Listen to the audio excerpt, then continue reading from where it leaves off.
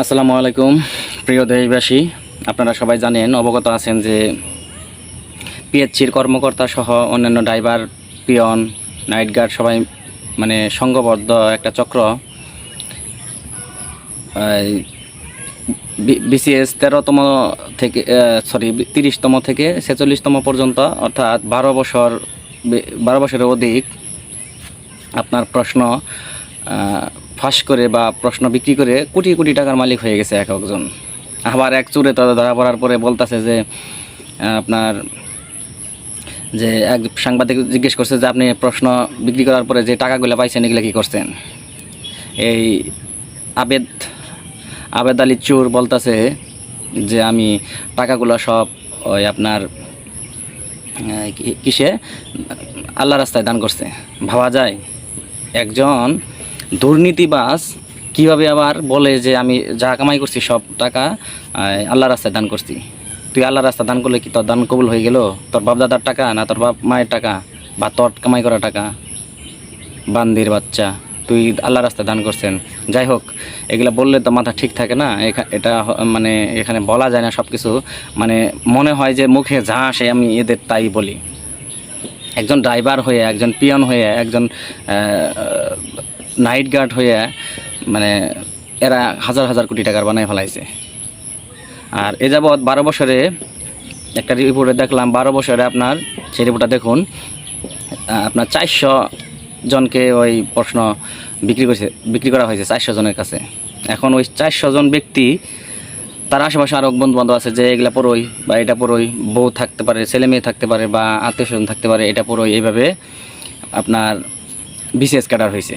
এই BCS cadre হয়েছে যে এই বিসিএস ক্যাডার আবার বিভিন্ন পদে বিভিন্ন জায়গায় গিয়ে চেয়ারে বসে বড় বড় সরকারি বিভিন্ন মন্ত্রণালয়ে বলেন, বিভিন্ন জায়গায় বসে এরা আবার দুর্নীতিতে মহারাজা হচ্ছেন, মহারানী হচ্ছেন।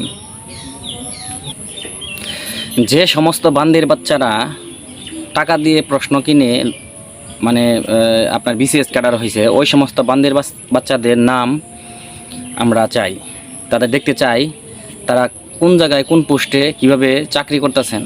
এই সমস্ত বান্দির বাচ্চাদের লাথি দিয়ে ওই সমস্ত বান্দির বাচ্চাদের অফিস থেকে বের করে দিতে হবে এবং প্রত্যেকটা জায়গায় তাদের ছবি সহ, নাম সহ, ঠিকানা সহ ওয়ালে ওয়ালে টানাই দিতে হবে যে এরা প্রশ্ন কেনার পরে বিসিএস ক্যাডার হয়েছে, নকল করে টাকার বিনিময়ে তারা বিসিএস ক্যাডার হয়েছে। আর এই সমস্ত লোকই বিভিন্ন জায়গায় আপনার ছড়িয়ে ছিটিয়ে আছে। সেজন্য আপনার এতটা দুর্নীতির জায়গায় জায়গায় প্রতিটা দিন যে হারে দুর্নীতির প্রকাশ পাচ্ছে, হ্যাঁ, আমি যদি শুরু করি প্রতিদিন আমার মনে হয় না যে 4-5টা করে ভিডিও বানাইলেও শেষ হবে। এই পরিমাণ দুর্নীতি, আমরা ভিডিও বানাইতে বানাইতে আমরা নিজেরাই ক্লান্ত, বলতে বলতে আমরা ক্লান্ত, কিন্তু দুর্নীতির কিন্তু শেষ নাই। একের পর দুর্নীতি। আবার কি করে দুর্নীতি ধরা পড়লেই না এগুলো হয় না, এগুলো সম্ভব না, এগুলো ওইটা সেটা। এই পিএইচসির কর্মকর্তা দেখেন কি বলল যে আল্লাহ ছাড়া এটা জানার কথা না। আমরা কয়েক সেট করি, কয়েকশো প্রশ্ন হয়, এটা আমরা আধা ঘন্টা আগে জানতে পারি এরা অমুক তমুক এই সেই। 7 দিন আগে তারা প্রশ্ন কেমনে পায়? তুই যে বেটা বললি যে হয় না, প্রশ্ন ফাঁস হয় না, 7 দিন আগে তারা কেন প্রশ্ন পায়? আবার সেটা বিশেষ একটা রুমে তাদেরকে প্রশ্ন শেখানো হয়, মুখস্থ করানো হয়, তারপরে তারা পরীক্ষায় গিয়ে উত্তীর্ণ হয়। আর তুই বললি প্রশ্ন ফাঁস হয় না। তাহলে ফাঁস করছে কে? এতদিন ফাঁস করছে কে? 400 লোক প্রশ্ন কিনছে, কেনার পরে বিসিএস ক্যাডার হয়েছে, এটা কিভাবে সম্ভব? আর আজকে তুই বলতে চাস প্রশ্ন ফাঁস হয় না, শাক দিয়ে মাছ ডাকতে চাস, তদন্ত করবি, এই করবি, সেই করবি। আরে ধরা পড়ছে, তারা নিজেরা বলতেছে যে এগুলো প্রশ্ন বিক্রি করে আমি করছি কি আল্লাহ রাস্তায় দান করছি। এর উপর কোনো তদন্ত দরকার আছে? এর উপর কোনো প্রমাণের দরকার আছে? তদন্ত, প্রত্যেকটা জিনিস প্রমাণ থাকার পরে বলে কি বিশেষ কমিটি গঠন করছি, 3 সদস্য কমিটি করছি, 12 সদস্য, 5 সদস্য, ইত্যাদি ইত্যাদি। এগুলো শুনতে শুনতে পায়ে রক্ত মাথা তুইটা পড়ে, মাথা রক্ত পায়ে চলে যায় এদের কথা শুনলে। গাঁজাখুরি কথা, যে তদন্ত গঠন করতেছি, এই করতেছি, সেই করতেছি। এর বেটা প্রমাণ নেই, এর উপরে কোনো প্রমাণ আছে?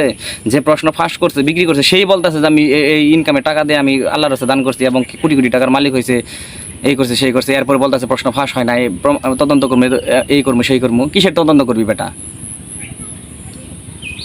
এদেরকে ট্রান্সফার করা হয়, এদেরকে সাময়িক বরখাস্ত করা হয় কেন? দেশের লোকের অভাব আছে নাকি? একজন দুর্নীতি থাকবে, অসৎ লোক থাকবে, তাদেরকে লাথিতে বের করে দিবেন, দেওয়ার পর নতুন লোক নেবেন। দেশের লোকেরাও আছে নাকি? চাকরির জন্য খাকা করতেছে মানুষ, রাজপথে ঝড় বৃষ্টিতে মানুষ আন্দোলন করতেছে। আর বেটা তোরা তদন্ত নিয়ে আসস, তারা মেজাজটাই গরম হয়ে যা, বলে তদন্ত করতেছি। প্রত্যেকটা বিষয়ের মধ্যে তদন্তের পরে কি ফল হয়? তদন্ত মানে কি? তদন্ত মানে সেখানে ফাঁক ফোকর দিয়ে আসামি বা দুর্নীতিবাজ অন্যায়কারী এরা মানে পার পাওয়ার একটা সিস্টেম। বেনজিরকে কি করতে পারছো তোমরা? হ্যাঁ, মতিউরকে কি করতে পারছো তোমরা?